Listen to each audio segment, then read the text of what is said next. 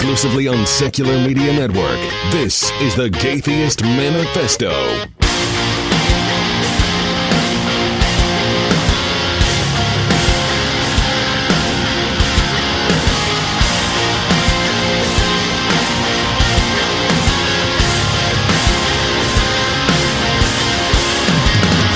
Hello and welcome to the Gaytheist Manifesto, your source for news, commentary, discussion, and debate at the intersection of the atheist movement and the LGBT rights movement. I am your host, Callie Wright, joined by my co-host, Ari Stillman. What's up, Ari?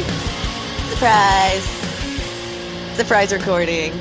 Oh, yeah, I was like, are you gonna give me I wake up after a night of boozy fun at 1:30 in the afternoon to a message from Callie saying, "Can we record it too?" I'm like, oh, okay. I am really sorry. I am the worst. I literally, because even with one of the folks in the conversation that I didn't know where they lived, I was like, oh, by the way, like, what time zone are you in? And this is like 15 minutes before we're supposed to record. I'm so bad at this. So unorganized. So I think we need to do a cog dis and hire someone to keep track of you. Well, if we were making $1,700 an episode, maybe, you know, and I'd be all right with that. Shots fired. I don't know. Maybe we should go on Atheistically Speaking and talk to them and hash this out. Oh, boy. He doesn't do it anymore. Now it's Atheistically Speaking, where all the drama goes to Inside die or jokes. live or something. Right.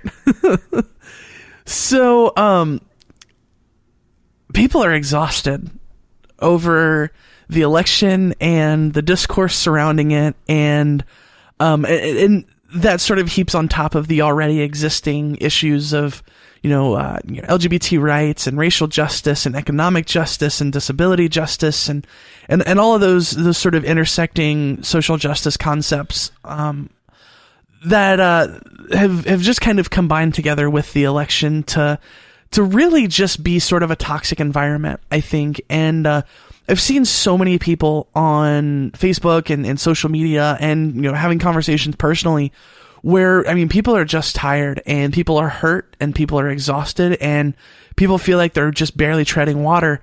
A lot of people have had some pretty heartbreaking realizations about people in their family, people they thought they could trust, their friends, that kind of thing. In the wake of the tapes that were released with Donald Trump saying all of those awful things that he's probably done, though he protests to the contrary.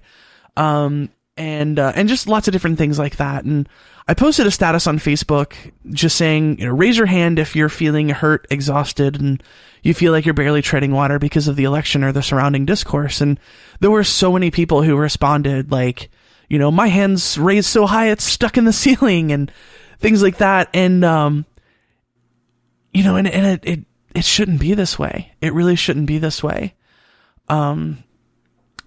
And there were a few people in particular who I've seen express some pretty rough things over situations with their family and situations on social media, situations in activist circles and that kind of thing about things that they've had to deal with. And it gave me an idea to do an episode where we just sort of talk about the fatigue that we're all feeling right now and sort of commiserate with each other, love on each other a little bit and discuss ways that we deal with it. And I thought it would be cool to record that conversation to do as an episode to sort of help people who are feeling the same way commiserate, help people who maybe aren't feeling the same way sort of understand why some of us are feeling that way and that kind of thing. So this is a conversation that we had with a couple of friends, and we'll introduce ourselves in the call. So here it is. All right, friends. So real quick, before we start here, I'd like to just kind of do a round of names and pronouns. Obviously, we don't have to use last names if people would rather be a little more anonymous. That's okay. I am Callie. My pronouns are she or hers. Ari, do you want to go next? You just heard my name. Pronouns are they, them, theirs. The end. All right. And Julian? I'm Julian. My pronouns are they, them, theirs. And Del? I'm Del. I'm she, her. And Stephanie? Stephanie. She, her. Okay. Yeah, and it's a little awkward because it's like there's not an order for us to like, we're like sitting in a circle. We go left to right. So I'm like, hey, Stephanie, you want to tell us your name? Hey, person with name, tell us your name again. There's obviously been, I think all of us here are old enough to remember past presidential elections as somewhat politically aware people. And like, let's be real, they're always pretty silly. And people get ridiculous and, you know, feelings get hurt and insults get thrown and all of that kind of stuff. But I think it's fair to say Kane that says hilarious stuff and everyone loves him. Yeah. But I think it's fair to say that this, Herman. Yeah. I think it's fair to say that this election has been sort of uniquely bad in that, you know, all of the things that we know to be true about the Republican Party and their dog whistling on, you know, sexism and racism and, you know, anti everything good and wholesome about humanity. It's usually there sort of festering under the surface, but I feel like it's really come out lately. And I feel like a lot of people have had some really heartbreaking realizations about people in their lives and, you know, people that, you know, they thought they could trust that all of a sudden they couldn't, and those kind of things. So I just kind of wanted to have a conversation about that. So what I'd like to do starting out, if that's okay, is just kind of go around the circle here and just sort of talk about what we've been through and kind of where we're at with this whole thing. All right, do you want to start? I think someone else should start because mine is a little bit different. Okay, fair enough. Del, do you want to go? Oh, yeah, no pressure. Make me go first. She said, do you want to go? Okay, you can say no. Well, if everyone says no, then we're coming right back to you. So. Oh, that's true. Yes, do it. I mean, for me, like, my family has always disagreed with me in terms of politics, but it never got nasty until this year. And like, so, it was always just, well, you're clearly just very young and you don't know what you're saying yet. But this year it was like violent and personal. And as I posted on Facebook, I have pretty much lost my relationship with my entire family at this point. I don't know if I'll ever get it back. Yeah, that's hard. And it's so hard to know where you draw that line, right? Because yeah. You know, I mean, I feel like everyone who has family members who are problematic in some way. And, you know, it's hard to know, like, yeah, like, you know, my mom says racist things sometimes, but she's otherwise a good person. And if I met a stranger who said those things, I might think that they're a terrible person and never want them in my life. But this is my mom. So, like, it's really hard to make that, you know, it's really hard to figure out where to go. Yeah, I've definitely struggled with the whole, okay, but this is my mom and this is my sister and, you know, I love these people. And yet they're being horribly abusive and mean. Was it something where you didn't really realize the extent of their harmful beliefs until they were sort of given an outlet to talk about it? I don't know if I didn't realize or if I just didn't want to realize. I mean, because they have said some pretty awful things in the past. But it was never, like, personally directed at me. It was just kind of in the vague, people who think this way are bad and we don't like them. And then all of a sudden it was like, oh, you think this way? You know, and just like full on attack. And I have 8 sisters, so. Oh God. And are you like the only, are you kind of like the one who's singled out in, you know, not thinking that way? I'm not the only one, but because I am the sister and not the niece or the cousin, I think it's a little bit more personal to them. Right.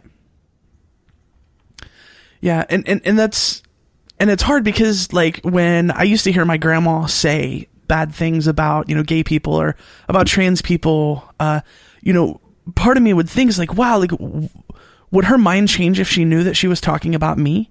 Like, would that be because sometimes that happens, right? People are horribly bigoted and they have all these backwards attitudes, and then they realize, like, oh, well, this is my kid, or, you know, this is my niece or my nephew, and then all of a sudden things change, and you know, you kind of want to get it in your head that, like, that's, if they find out that this is me, they're gonna think differently, or at least soften their position or question, you know, and you always want that to be the case, and unfortunately a lot of times it's not. Yeah, definitely. That's I think it was awful. kind of a shock. Like once they realized that, oh, wait a minute, she actually, agrees with these things and not with what we're saying. Like one of the things that had been said to me when I was much younger was, don't ever tell me that you're queer. I'd rather you be dead than be a lesbian.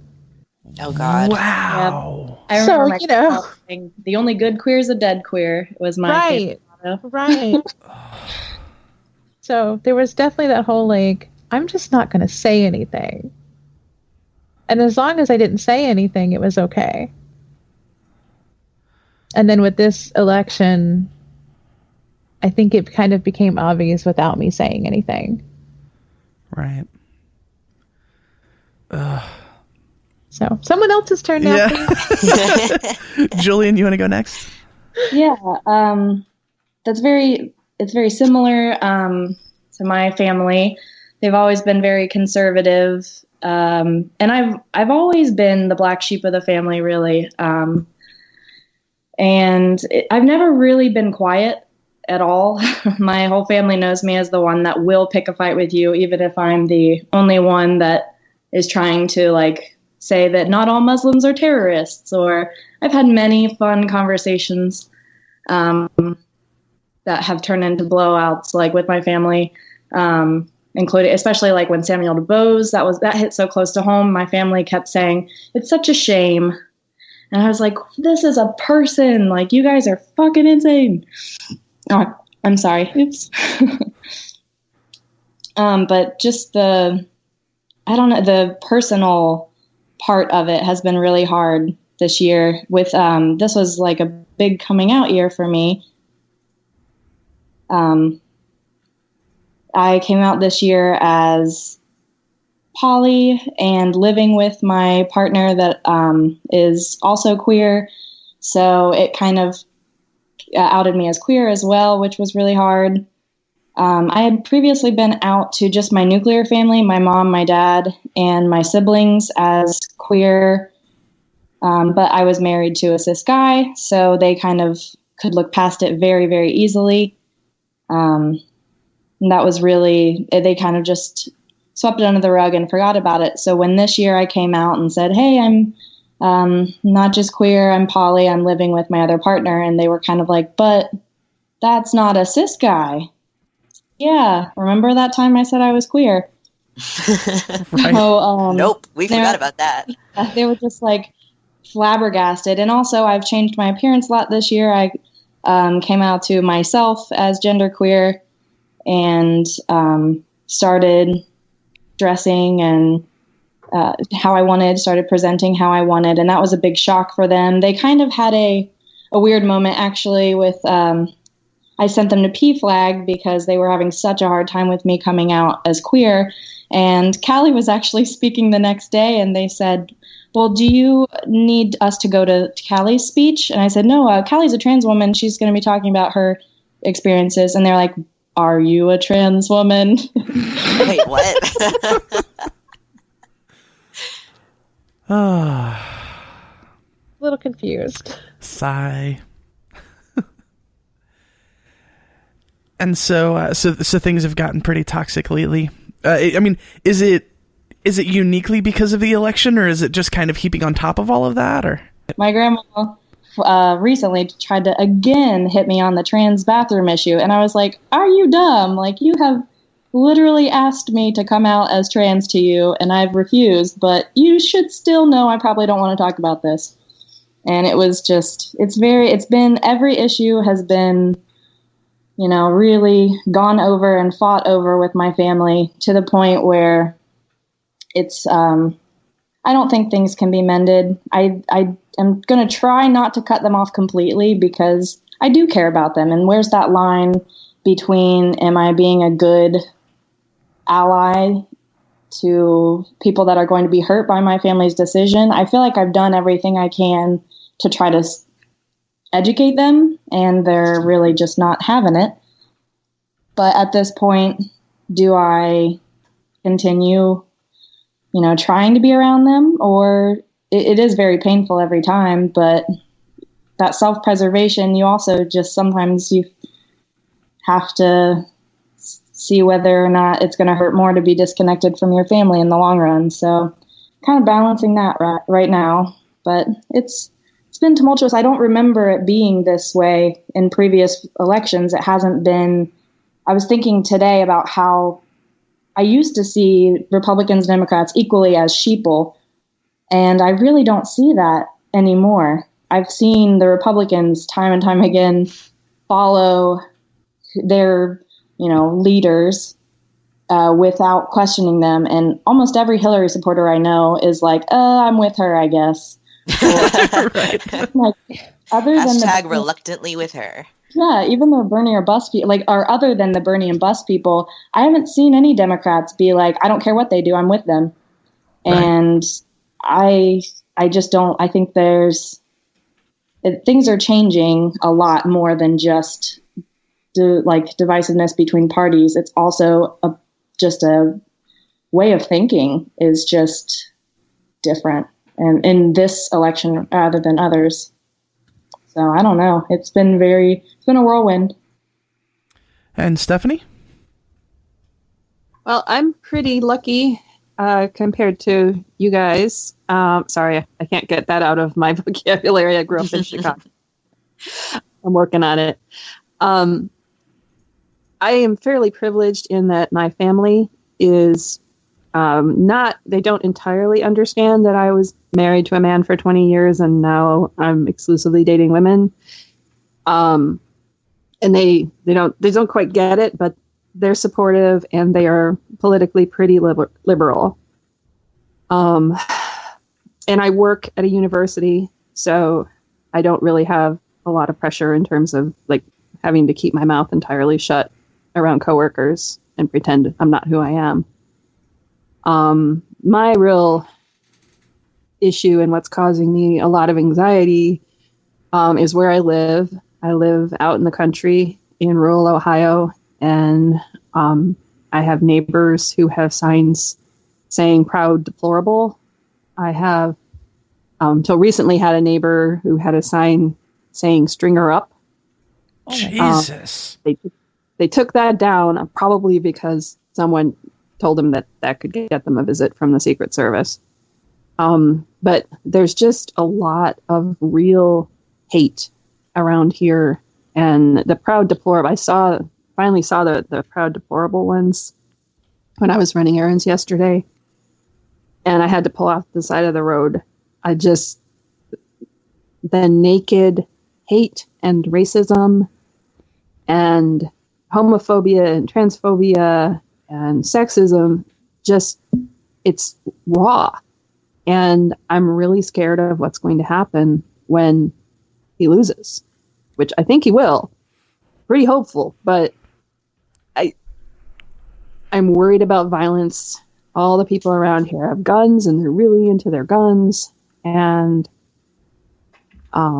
it's just scary. And I also have a group of friends who I do my hobby with, which is rucking, which is, it's kind of walking around and hiking with a big heavy pack on your back. It's good exercise. And this group of people kind of got me through a really rough time in my life. I had a really bad breakup with my first girlfriend and I broke my ankle and I was, recovering from that. And these were people who were very, very supportive and loving of me and really helped me get through it. And about half of them are rabid Trump supporters. And I've had to unfriend a lot of people and just sort of not go to events, depending on how fragile I feel that they're at, because I can't handle looking at people I like who were supportive of me, who hate what I am and especially hate my Black friends and my other queer friends and my trans friends, and just it's emotionally rough. Yeah, it's toxic. It's hard to be around. It's very hard to be around, and a lot of these people assume that their position is obvious to everyone. That, of course, all right-thinking people agree with me that Trump is the only hope to take America back. And they just, so they'll just talk. They'll just say things and assume that everyone is on board. So you have to make the call of, am I going to, what am I going to say? I have to say something. What am I going to say? And that crushing feeling that, someone else that you thought you liked has these really toxic, horrible views. So that's where I'm at. Fair enough. And Ari, you want to go? I think I've had a bit of a different experience in that I don't think mine has actually been as negative as a lot of people are expressing here for a variety of reasons. First one being that just happens to be that most of the people I interact with are, similar kind of views as I am. Because, for example, on social media, most of my friends on there are, friends from college who are, educated people, or they're listeners to the show. And if you are a right-winger who listens to the show, I don't know that you exist. You don't seem like the kind of person who listens to the Atheist Manifesto, and you probably haven't friended me on Facebook or anything. Atheist community people who tend to mostly be fairly liberal. And again, it's a self-selecting thing where they're probably not going to want to be my friend if they're pretty conservative, just because, people know what my views are on those sorts of things. And then, my other people that I interact with regularly are my friends here locally who are pretty much exclusively trans. So they're, not very conservative. And then my coworkers who are also happen to be pretty liberal. So I don't really interact. I don't see a lot of, that direct kind of rhetoric. It's mostly just people commenting on things that they've seen other people say. And I don't see that directly. So I'm kind of sheltered, I suppose, in that way. The only person who would have been in my life who would have been espousing those kind of things was my family member who I cut contact with a year ago already. So I'm not seeing any of that. Also, I just don't really tend to get into these kinds of arguments with people for various reasons that I've outlined before on a blog post that I recently put up about being an abuse survivor. And then also Jeremiah and I talked about it on an episode of the SJW Circle Jerk about how we go about navigating conflicts. And I just tend to, for the most part, stay away from arguing with people. So it doesn't get very personal for me. I see that kind of stuff every now and again, and usually I just leave it be. So I don't really get involved in that because I'm more worried about my own mental health, and that's been a priority for me lately. So, I've kind of put other stuff on the back burner as I've been, trying to take better care of myself. And then also I'm just like, at this point in the election, it's just so obvious that Trump is going to lose. And if you look at all of the, all the polling and everything, it's like an 87% chance that Hillary Clinton is going to win the presidency. So I'm just waiting for it to happen. Like, I'm not really scared that he's going to win. I don't think there's really a chance. And, I think it was Stephanie mentioned before, fear of violence or some kind of a retribution when Trump loses. Right. And that's something I'm going to have to think about more, I think, because that was actually not something that I had really thought about. I was just so focused on, who's actually going to be president that I wasn't really thinking about, how people are going to react. But, in the end, I already knew that these sorts of views were out there.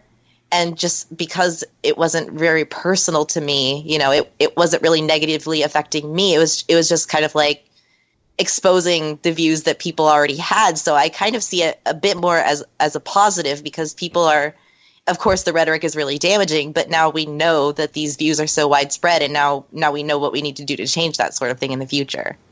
Yeah, that makes a lot of sense, and that's good. I mean, I'm glad that you're taking care of yourself, because that's good. I probably need to spend more time doing that.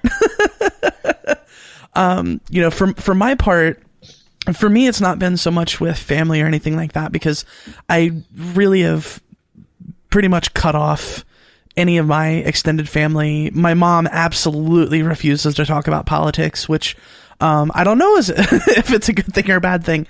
But, she's always been really accepting and supportive of me. And, my brother and sister have too. And, I feel like my brother and sister politically are all, okay. For me, it's been, just watching all of this stuff happen. And it's like we have literally turned our country into a reality TV show. That's what it comes down to. That's I really don't have any choice but to believe that the things that made The Apprentice popular are the things that make Donald Trump popular as a presidential candidate. And that terrifies me.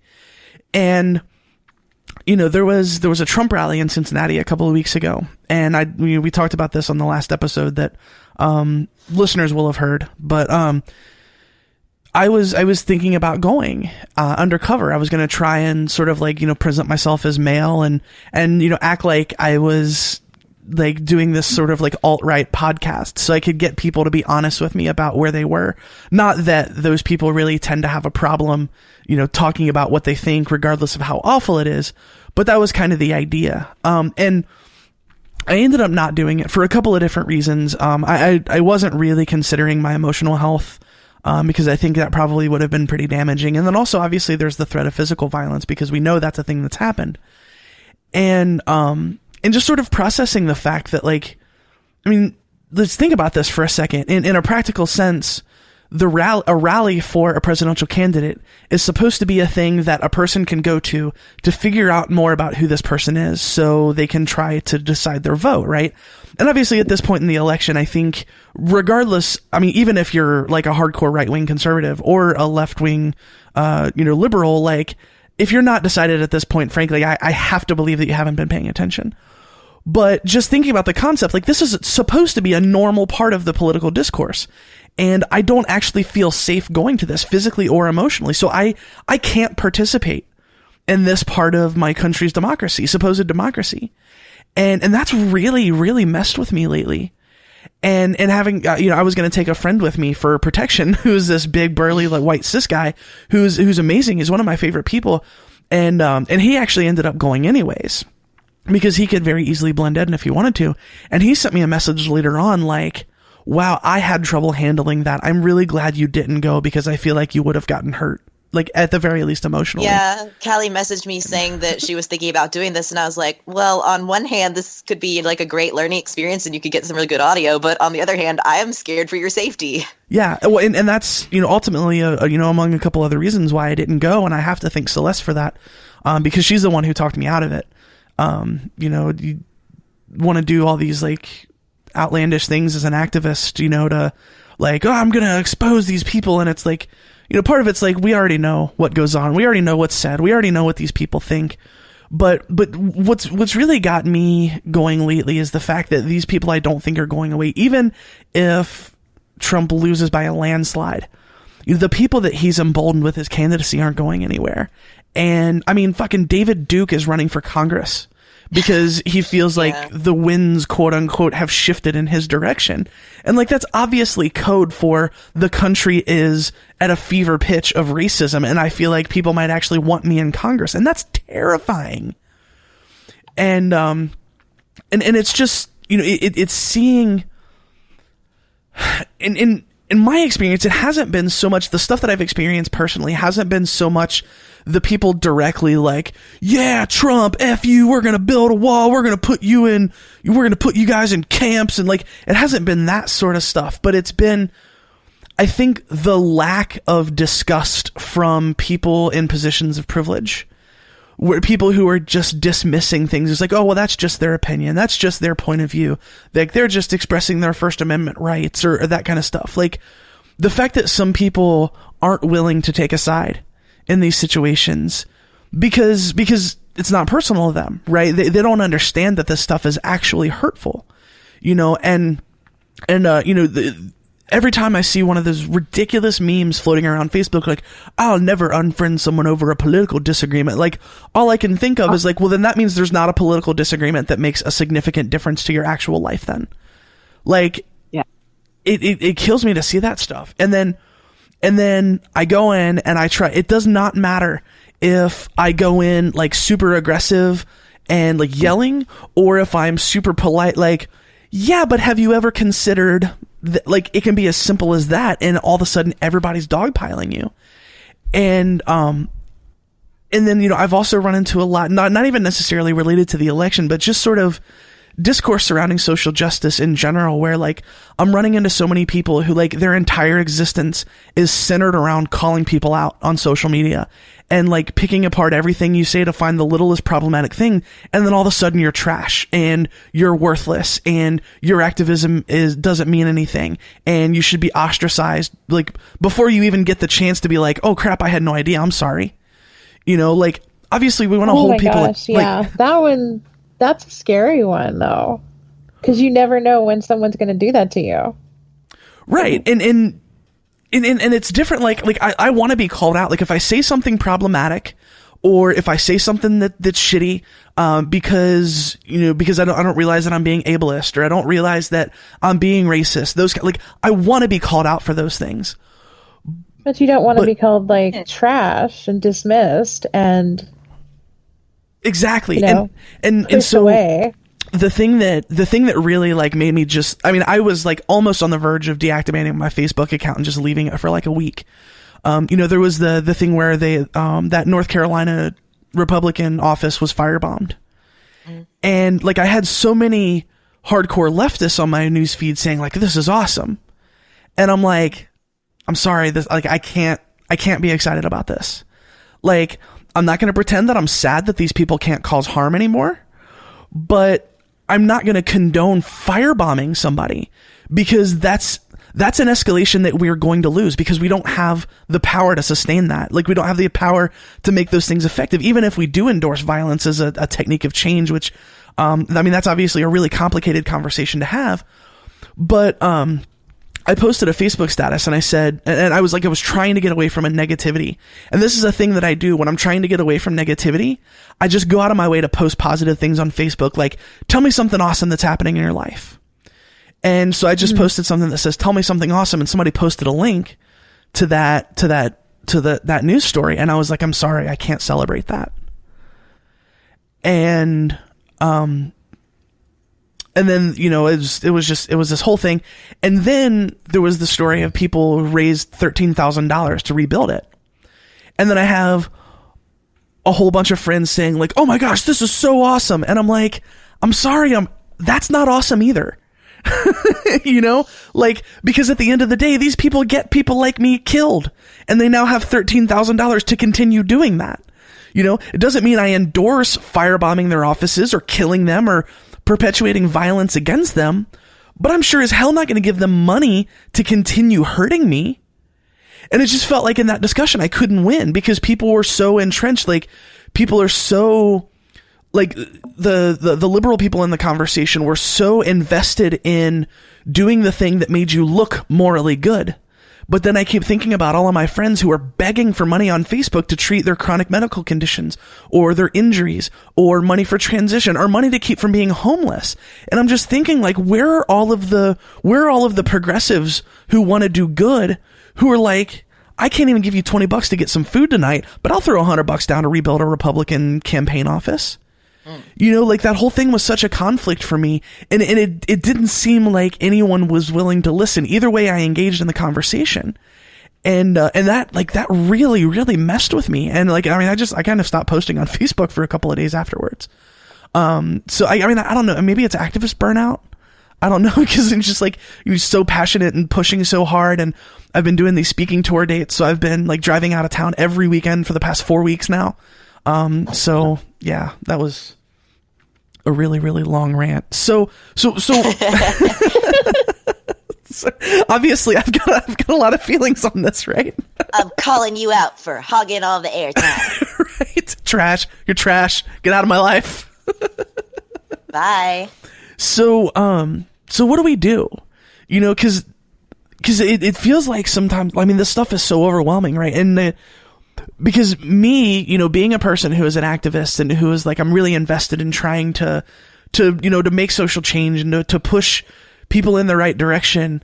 You know, what do we do? Like, where do we draw the line with, I'm going to step back for a second and engage in self-care versus I'm going to engage in these arguments? And, because sometimes we don't have a choice, right? Especially when it's our family. I mean, we have a choice. We have a choice to, cut our families out of our lives or endure that. And, those are both bad. And how do we decide which is worse? And does anyone at all have like thoughts that they want to interject on that? Well, I know that I need to take breaks from Facebook. My anxiety is sky high. I've started having nightmares every week or every night. I broke down crying the other night after I listened to that speech by Michelle Obama about women and Trump, and I have to step off. I have to just go read fiction for a while. I can't listen to political podcasts very much. I usually have my headphones in, most of the time when I'm doing housework or grunt work at work, and I'm just listening to mostly Terry Pratchett books. I don't know if anyone else is a Terry Pratchett fan, but he is a fine humanist kind of counterbalance to this, and he makes me laugh. So that's the kind of self-care that I have to do. I just have to step away and not be immersed in it for, periods of time. And otherwise I'm just gonna fall apart. I think that is something that a lot of people struggle with because they feel obligated to stay involved. Like they feel like if they step back and decide not to listen to certain topics or not to take part in certain conversations, that they're being cowardly or, what's wrong with me? People are hurting. I need to be able to do something about this. And that is something that I'm really passionate about, is helping people, put their own health as a priority, because, the old adage, you can't take care of others until you take care of yourself. On airplanes, you put the oxygen bag on yourself before you put it on someone else, because if you put it on someone else and then you pass out from lack of oxygen, you can't help anybody. So, if you're getting involved, it's great to be involved where you can and to try and help others and, make the world better. That's why we do this show. But you can't do it 24/7. I mean, no. I'm sure some people can do it 24/7, and I'm really happy for them that they can do that.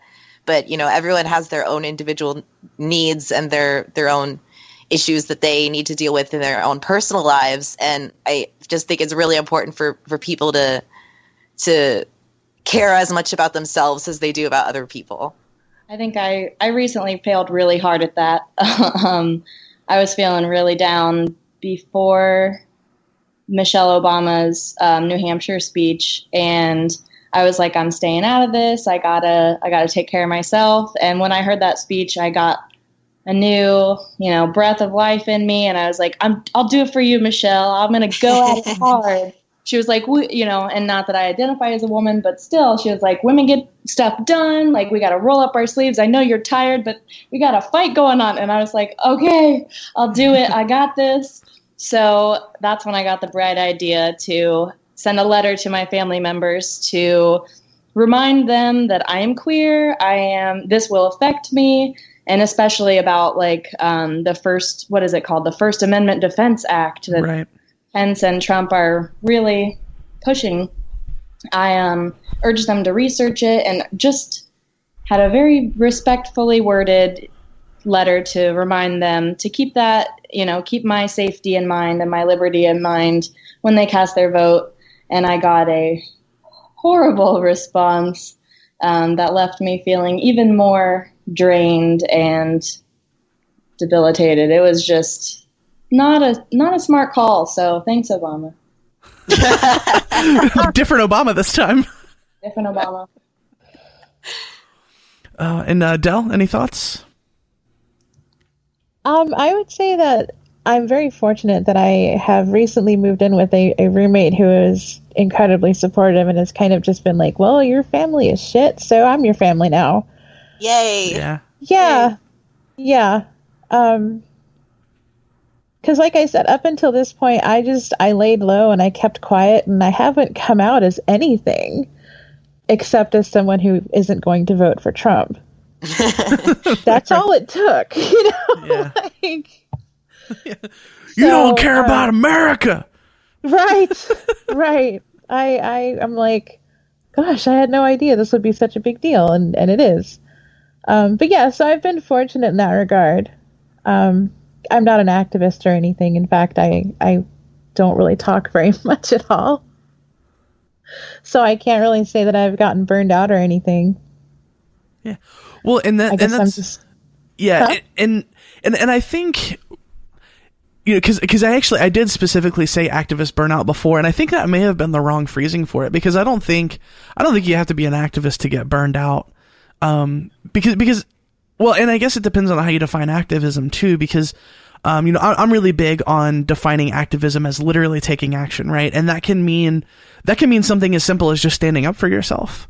When, if your family says something really crappy and you stand up for yourself, and in my mind, that's activism. And, I think, I think we get, we get these ideas in our head that, activism is doing a podcast or giving speeches or going and speaking at city council meetings and that kind of stuff. And that obviously is, and that's important stuff, and I don't want to downplay it. But, I think a lot of times people don't give themselves permission to be burnout or to be tired of those conversations because they don't see themselves as activists and they don't see themselves as doing things like that.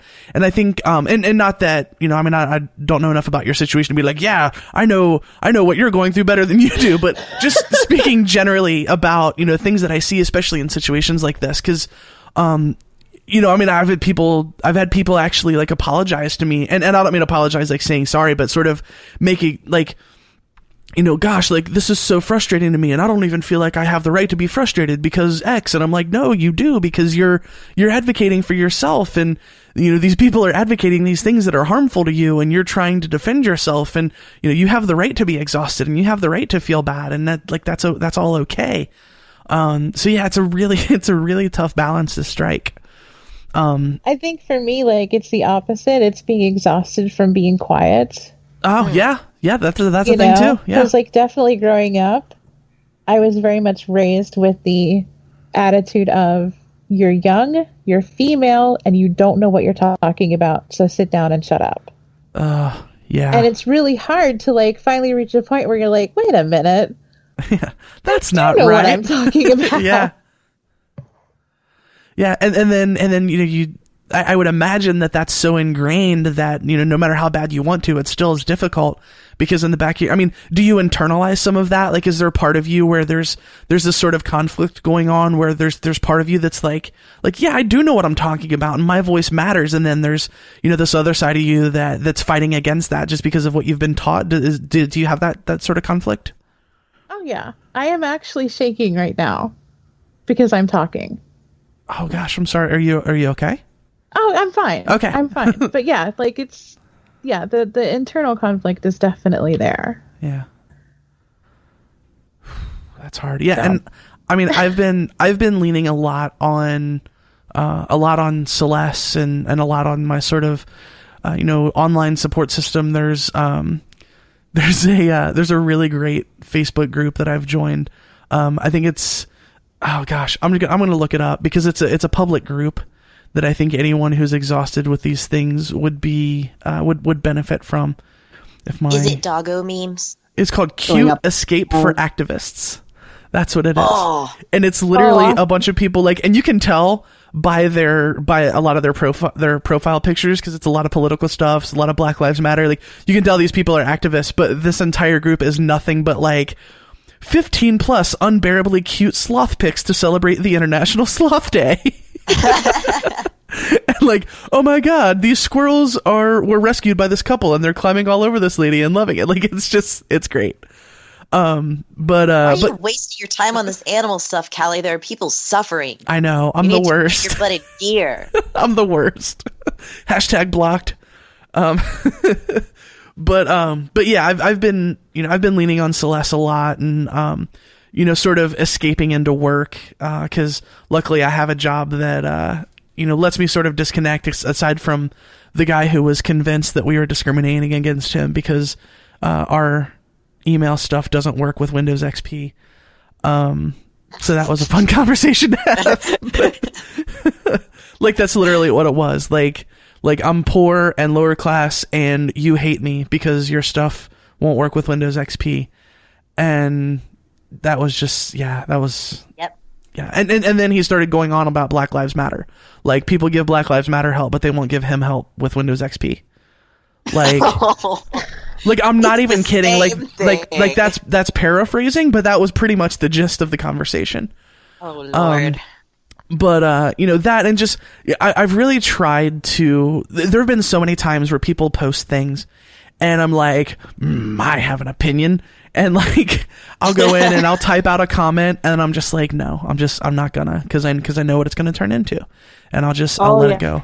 And it's so hard for me to sort of quell that urge, because I still, like, you know, there's still part of me that's an idealist, right? I'm like, I'm gonna get in here and I'm gonna say the right thing, and there's gonna be at least one person that's like, wow, I never thought of it that way before. My mind's changed now, which is like, it never happens that way. That's like way overly simplistic. But there's part of me that still like feels that urge to do that. And it's so hard for me to let go of the idea that, you know, like, sometimes there are conversations that you can choose not to engage in, and that's okay.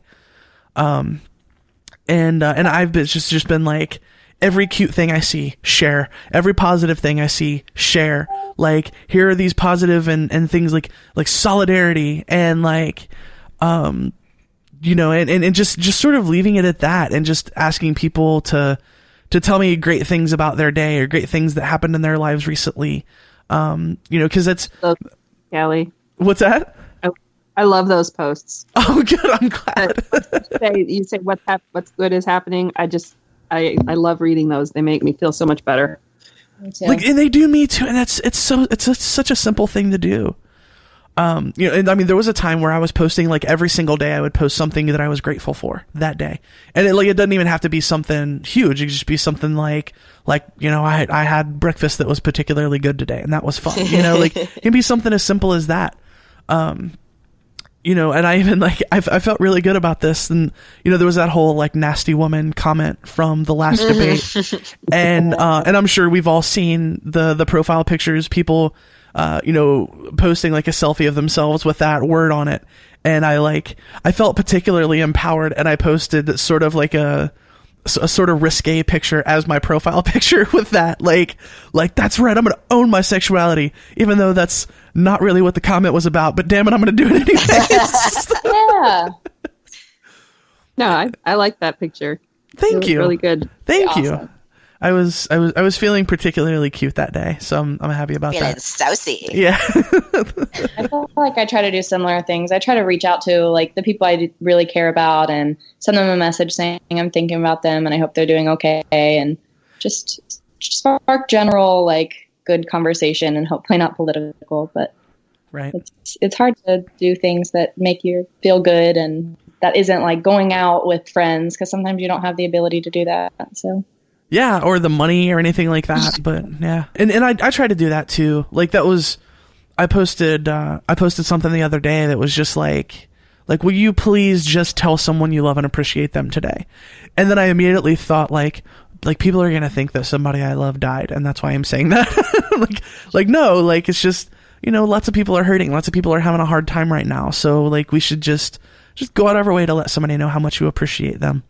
It kind of says something that the first thing that you think of when someone says, hey, you know, be encouraging and uplifting to people you care about. The first thing that goes through your head is, oh no, who died? Right. You know, like, Yeah. maybe we don't appreciate people enough. Yeah. Or at least we don't see that as a default thing to do. Like, we don't see that as like, oh, that's something that people do often, that we think people should do often, so that's what we think is happening here. You know, Right. like, yeah. That's a really great call out. I actually hadn't realized that before. That's a really great point. So yeah, I mean, we should make that, we should definitely make that a thing. The feelings are uncomfortable, and they make you feel vulnerable. You know, It's for also a me, feeling. yeah. So stop feeling. There you go. I have just been slammed. I got dunked upon. You know, for me, I think, I'm trying to find this article. So I have some friends who run an organization called A Voice for the Innocent that I helped found and helped build for a little bit. They've grown way past anything that I've ever done with them, but basically it's an organization. They're a community of support for folks who have experienced sexual violence. And a blog post that they posted recently, basically the gist of it was like, obviously a lot of people are having a hard time. Things are really hard, and emotions are running high. Okay, here we go. And this is the gist of the post. This is the excerpt that they took when they posted it on the Facebook. It says, "There isn't a candidate that can stop us as individuals in the real world, which politicians don't understand anyways, from loving each other and supporting each other. No matter who's president after this and after every other election, we have each other. Turns out hope is something they can't take away, and it's the most important thing we have." And I feel like, I think on the outside that may sound a little sort of silly and idealistic, but I really think I think that's valid to an extent. Obviously there are systematic things that we're going to have to deal with no matter what. Having good friends, unfortunately, isn't going to change the law to say that I can't be fired for being trans, or it's not going to get me the health care that I need or anything like that. I think it's important to not act like that's a cure-all solution for everything. But I think at the end of the day, I think that is a really important message, that we have to remember that we do have each other. And that's part of the reason that I really wanted to have this conversation is to kind of point that out to folks who are listening, who may be struggling, to ourselves, because I think it's easy for us to forget that when these things become so overwhelming and it all seems so big, and it seems like, everything is stacked against us and there's nothing that we can do about it, and we're just treading water. I think it's an important thing to remember.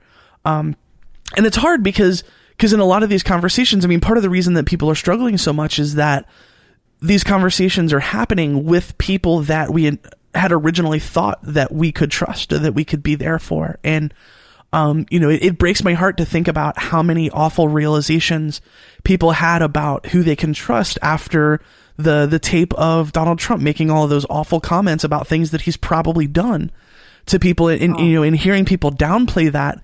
And I am not a survivor of sexual violence. I can only imagine being in that position and trying to watch someone downplay that talk, and that's a person that you thought you could trust.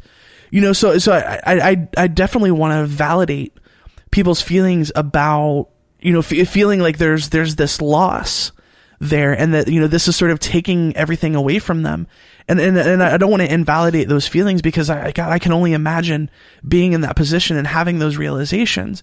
But I also do think it's important at the end of the day to realize that we do have community, and that we do have people who are there to take care of us, and who are there and love us, and will, no matter what, and will move heaven and earth to support us and be there for us. And I think it's really important not to forget that. Well, we're running a little short on time. Does anybody have any parting thoughts, closing thoughts, anything that they wanted to say before we go? Hug a puppy. Yes, find all the puppies and hug all the puppies. I'm grateful for my found family. Oh, I'm going to assume that's me.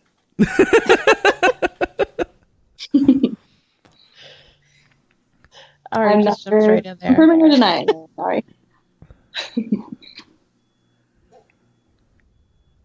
So quiet. Oh, I just wanted to give everybody a chance. Don't make me say words.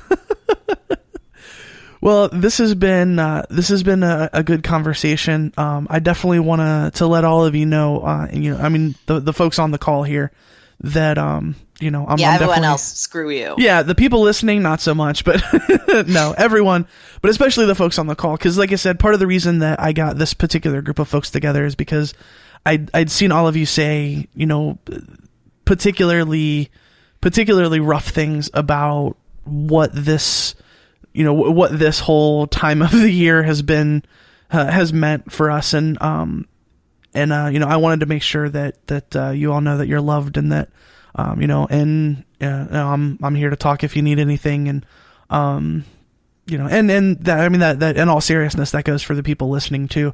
This stuff can get really hard, and it's not just going to go away after the election. So, it's important to remember that, you have a support system, and that there's people here who love you, and all of that stuff. So. Here we go. Getting into the outro now. Not doing the outro yet. And Ari, that goes the same for you guys. Awesome. Thank you. Yes. I just wanted to thank you, Callie, for putting this together, because I think that it was really cool to just be able to talk and realize that I'm not all alone in this. I know that, but then there's a difference between knowing that and actually being like, oh, right. Yeah, knowing a thing and experiencing a thing are definitely different. Yeah. Yes. It's very easy to sit there and isolate yourself. Yeah. Well, yeah, and I'm being serious. If you feel like you need to talk or anything like that, I'm here. I stay pretty busy. I may not respond right away, but I'm always around. So thank you all so much for taking the time. I know, life is busy and all that, so I definitely appreciate y'all taking the time to come and talk with us. And that, my friends, is going to do it for this episode of the Gaytheist Manifesto on Secular Media Network. Definitely, again, want to thank Del and Julian and Stephanie for their time and for a great conversation that I'm actually personally feeling a lot better after. You can find the show on Facebook at facebook.com/The Gaytheist Manifesto. You can email us at thegaytheistmanifesto@gmail.com. I'm on Twitter at Gaytheist Callie. You can find the show on Twitter at The Gaytheists. And I'm so excited that Ari has another outro. Here at Stillman Energy Healing and Holistic Medicine, we bring you the very best in non-specific life improvement and wellness with no specific claims of medical benefit, so please don't sue us. If you want to open your third eye and align your chakras, friend us on Facebook at Ari Stillman. Past life regressions, tarot card readings, and magnet therapy can be obtained by sending a completed legal waiver to aristillman4@gmail.com. We work a lot like homeopathy, less is more. But in some cases, we do recommend that our clients seek relief with immersive sound and vibration therapy. If you're suffering from a chronic lack of motivation, intrusive thoughts of incompetency and failure, and physical symptoms like headaches, aching muscles, or excessive sleeping, throw out that bottle full of poison the psychiatrist gave you and listen to the SJW Circle Jerk on iTunes and Spreaker. But of course, keep in mind that this is not a medical treatment and that Stillman Energy Healing and Holistic Medicine is not to be held responsible in any way for anything that we do. Have a blessed day, and may your spirit guides know just the right healing crystals to place in your path for optimal increase in chi flow. There it is. You know what to do. If you want to support the show and the activism we do, you can head to patreon.com/The Gaytheist Manifesto and make a per episode donation as little as $1 per episode. You can also head over to iTunes, give us a 5-star review. That is super, super, super helpful. Before we go, I want you to know that if you're lost, you're hurting, you're scared, if you feel like no one cares and no one understands, you need to know there's a community out here that loves you, cares for you, knows that you're capable of amazing things and that you are worthy of love. If you're struggling, please don't be afraid to reach out. Until next time, friends, this is the Gaytheist Manifesto.